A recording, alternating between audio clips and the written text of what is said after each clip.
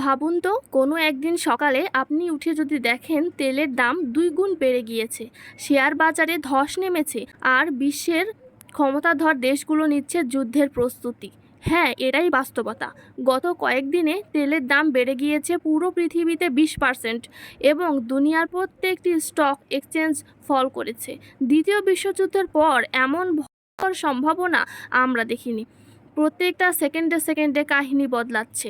সত্যি সত্যি যদি একটি তৃতীয় বিশ্বযুদ্ধ শুরু হয়, একটি ফুল ফ্ল্যাজেড ওয়ার্ল্ড ওয়ার শুরু হয়, একদম অবাক হওয়ার মতো কিন্তু কিছুই হবে না। ভিডিওটি যদি ভালো লাগে তাহলে একটি লাইক করবেন, কমেন্টের মাধ্যমে মতামত জানাবেন এবং সাবস্ক্রাইব করে পাশে থাকতে ভুলবেন না। এবারে আসি যুদ্ধের কথায়। জুন মাসের 12 তারিখে ইসরায়েল হঠাৎ করে ইরানের ওপর হামলা করে বসে। ভয়ানক ক্ষতির মুখে পড়তে হয় দেশটিকে।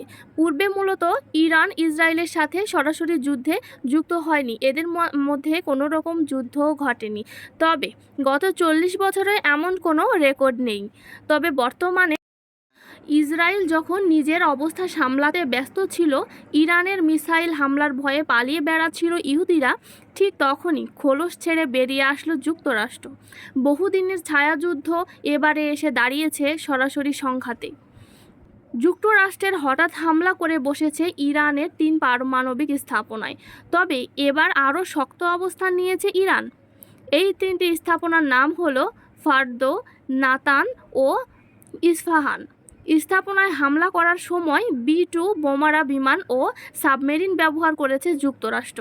হামলা করার পরে তিনি জাতির উদ্দেশ্যে বলেন, হামলার লক্ষ্য ছিল ইরানের পারমাণবিক সক্ষমতা শেষ করে দেওয়া।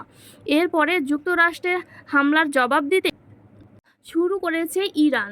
উত্তর ইসরায়েলের আকাশে ব্যালিস্টিক মিসাইলের তুমুল বৃষ্টি ছড়িয়েছে তেহরান। মিসাইল ছেড়েছে প্রথম দফায় 20টি এবং পরবর্তীতে আরও 5টি, মোট 25টি মিসাইল ছুড়েছে ইরান। দেশের অন্তত 10টি স্থানে অনেক ক্ষয়ক্ষতির সম্মুখীন হয়েছে ইসরায়েল। ইসরায়েলের বিমানবন্দরগুলো হয়েছে ক্ষতির শিকার, বন্ধ হয়েছে ফ্লাইট ওঠানামা। হরমুজ প্রণালী, যা বিশ্বের অর্থনীতির লাইফ লাইন, 33 কিলোমিটার চওড়া একটি জলপথ। ইরান বর্তমানে এই লাইফ লাইন কেটে দেওয়ার হুমকি দিচ্ছে। হরমুজ প্রণালী পারস্য উপসাগর, ওমান সাগর এবং আরব সাগরের সাথে যুক্তকারী একমাত্র জলপথ। বিশ্বের অনেক দেশেরই তেল, গ্যাস ইত্যাদি সবকিছু এই রাস্তা দিয়ে বহন করা হয়। এখানে প্রায় দিনে 2 কোটি ব্যারেল বা 20 মিলিয়ন ব্যারেল তেল এই রাস্তা দিয়ে পরিবহন করা হয়। কাতার দেশের গ্যাসগুলো এই পথ দিয়ে তারা কিন্তু রপ্তানি করে থাকে। তেল একটি গুরুত্বপূর্ণ প্রোডাক্ট। তেলের দাম বেড়ে গেলে সকল জিনিসপত্রের দাম বেড়ে যায়, কারণ তেলের মাধ্যমে পরিবহন করা হয় সব কিছু। পৃথিবীর যেখান থেকে যে জিনিসই রপ্তানি বা আমদানি করা হোক না কেন, সেটার জন্য তেলের ব্যবহার লাগবেই। আচ্ছা, এবার মূল কথায় আসা যাক আমাদের বর্তমান বিশ্বের পরিস্থিতি অনুযায়ী তৃতীয় বিশ্বযুদ্ধের ব্যাপারটি। রাশিয়া এবং চায়না নিশ্চিতভাবে ইরানকে হেল্প করবে, ইসরায়েলকে হেল্প করবে আমেরিকা, ইউকে সম্ভবত।